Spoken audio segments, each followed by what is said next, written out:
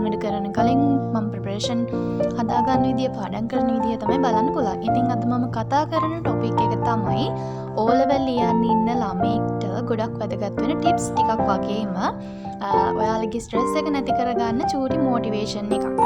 මම කොහොමද O level වලට අවසාන මාස 2-3දී සූදානම් වුණේ කියන මාතෘකාව තමයි මම මෙතනදී ගොඩක්ම කතා කරන්න බලාපොරොත්තු වෙන්නේ. O level වලට තව මාස 2ක් හෝ 3ක් තමයි 3ක කාලයක් තමයි තියෙන්නේ.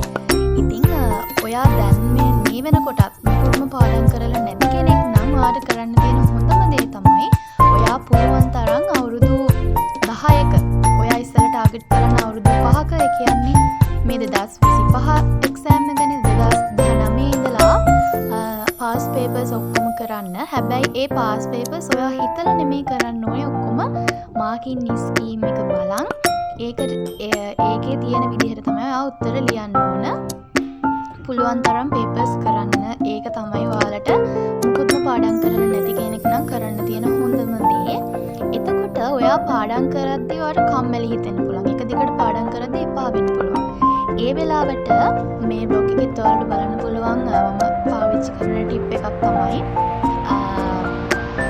ඔයාලගේ ටේබල් එකේ ඔයාලා මේ වෙනකන් ලියලි වුණු පෑන් ටික එකතු කරගන්න. ඒ කියන්නේ ඔයාලා මේ වෙනකන් පාවිච්චි කරපු highlighters පෑන් එතකොට මොනවා හරි දේවල් පෑන් වර්ග තියෙන්න පුළුවන්. අන්න ඒ දේවල් ඉවරුණාට පස්සේ ඔයාලගේ ටේබල් එකම තියාගන්න ඔයාලට පේන විදිහට.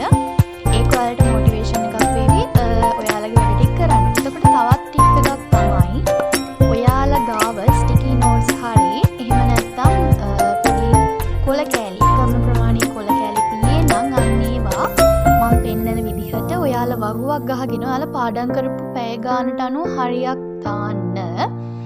ඒක අද පාඩම් කරේ පැය 4ක් නම් ඔයා ඊළඟ දවසේ පැය 5ක් ඊට පස්සේ දවසේ පැය 6ක් ඒ විදිහට ඔයාට ඒක මොටිවේෂන් එකක් වෙන්න පුළුවන්. ඔයා පුළුවන් තරම් ඔයාට සිංහල රසාස්වාදයේ විචාර වගේ දේවල් පාඩම් කරන්න වෙලාවක් නැත්නම් පාස් පේපර්ස් වල තියෙන විචාර අරගෙන මාකින් ස්කීම් එකේ තියෙන විචාරය හොඳට බලාගෙන කියව ලියන්න. එකම විචාරය දෙපාරක් විතර ලියන්න. ඒක ඔයාලට ගොඩක් උදව් වේවි එක්සෑම් එකේදී. එතකොට තවත් එකක් තමයි ඔයාලට මේ වෙද්දි තියෙන කාලය හරිම සීමිතයි. ඒක නිසා කරන්න පුළුවන් හොඳම දේ තමයි ටයිම් ටේබල් හදන්න. ටයිම් ටේබල්ස් වලට වැඩ කරන්නේ නැතුව දවස් 7ට සබ්ජෙක්ට් එක දවසකට එක සබ්ජෙක්ට් එක ගානේ සබ්ජෙක්ට් 9ක් තියෙනවා. ඒකෙන් ඔයාට අමාරුම සබ්ජෙක්ට්ස් වලට එක දවසක් වෙන් කරලා ඔයාට ලේසි සබ්ජෙක්ට් වලට දවසට සබ්ජෙක්ට්ස් දෙකක් දාලා පාඩම් කරන්න. එතකොට ඔයාලට කරන්න පුළුවන් තවත් ටිප් එකක්. මේක ටිප් එකක් නෙමෙයි ඔයාලගේ මනස රිලැක්ස් කරන දෙයක්.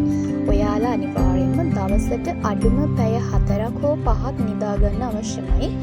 ඒක ඔයා කැමති වෙලාවකට යොදා ගන්න පුළුවන්. ඔයා හවස 4ට විතර නිදාගත්තොතින් පැය 4ක් නිදාගෙන හැරුණොතින් ඔයාට උදේ වෙනකම්ම එක දිගට කිසිම කම්මැලිකමක් නිදිමතක් නැතුව පාඩම් කරන්න පුළුවන්.